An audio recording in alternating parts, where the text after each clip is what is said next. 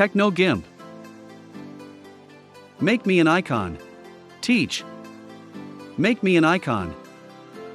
Software demo. Learners create icons using different selection, coloring, and text tools. List of topics. Create shapes using selection tools. Apply color using coloring tools. Add text. Create guides. Materials. Computer. TechnoGimp Workbook, pages 189 to 202. Can a shape or drawing represent a meaning? Using guides. Step 1. To start creating an icon, create a new image first. To do this, go to the menu bar and click on File. New. Step 2. Adjust the image size. Make sure that the width and height have the same value. In the example below, the value 1080 pixels was used. Step 3. Click on Advanced Options and set Fill Width to Transparency. Step 4. A new transparent layer will then appear on the canvas. Step 5. Next, use the GIMP guidelines to create a perfect circle. Go to the menu bar and click on Image. Guides. New guide by %. Step 6. In the dialog box that will appear, set the direction to horizontal and the position, in % to 50 to make sure that the line is exactly in the middle of the canvas. Step 7. Create a new guide again and set the direction to vertical and the position, in % to 50. Step 8. A vertical and horizontal line will then intersect on the canvas. Use the Move tool to move the guides, or remove them by dragging them to the edge of the canvas. Step 9. Enable the Snap to Guides and Snap to Canvas edges to make the guide seem magnetic, pulling layers or objects near it.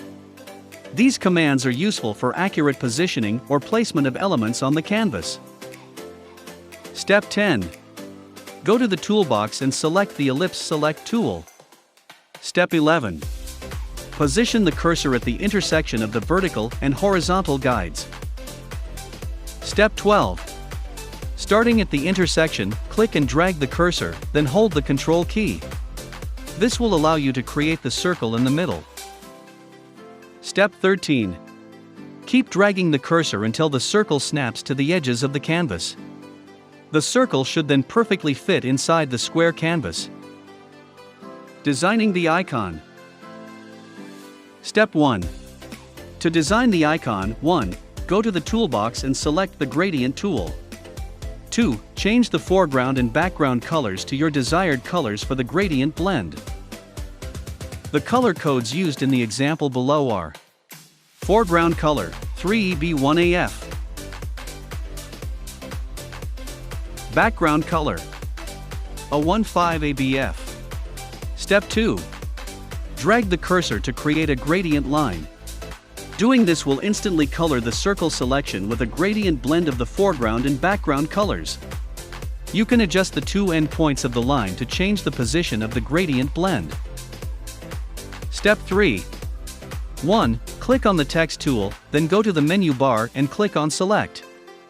None or press Ctrl-Shift-A to deselect the circle. Then 2. Click on the smaller version of the foreground and background color selector to instantly turn the foreground and background colors back to black and white.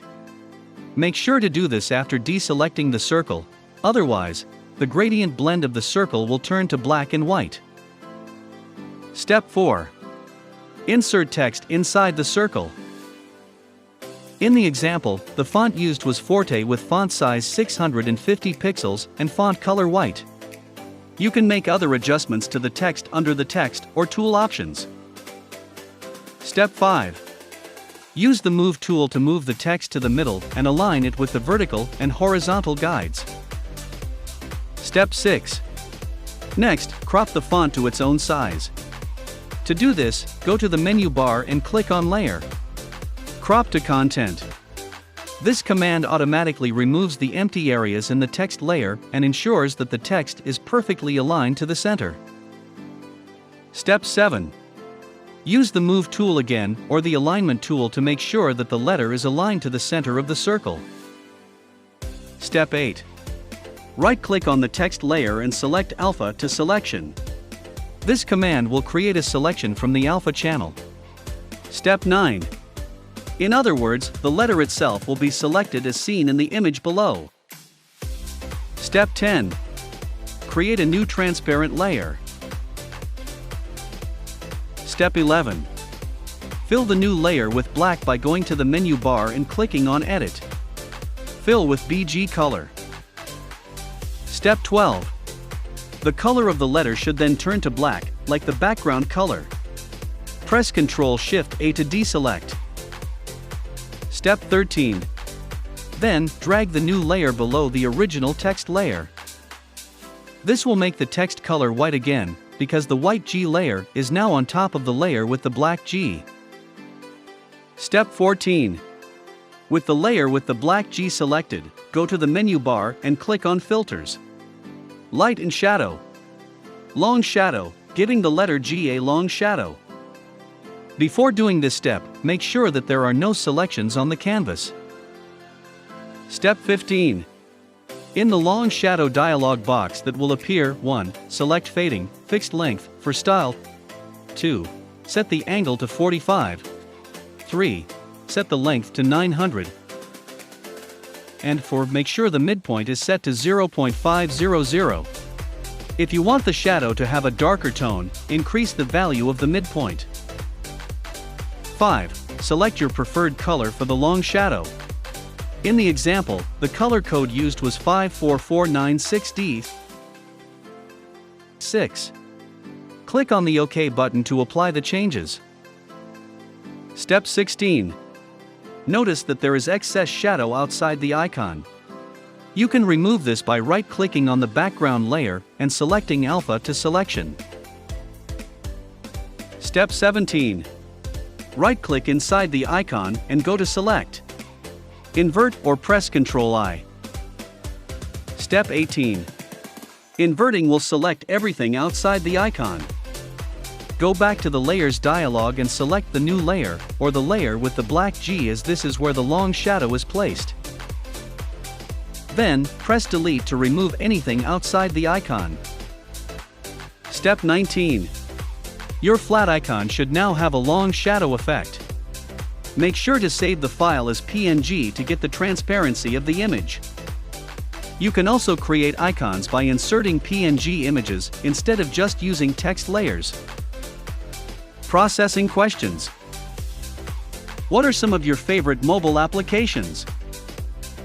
When you scroll through these apps on your smartphones, can you easily identify them through their icons? Check your understanding. Icons are a great way of representing functions, applications, or software without using any words.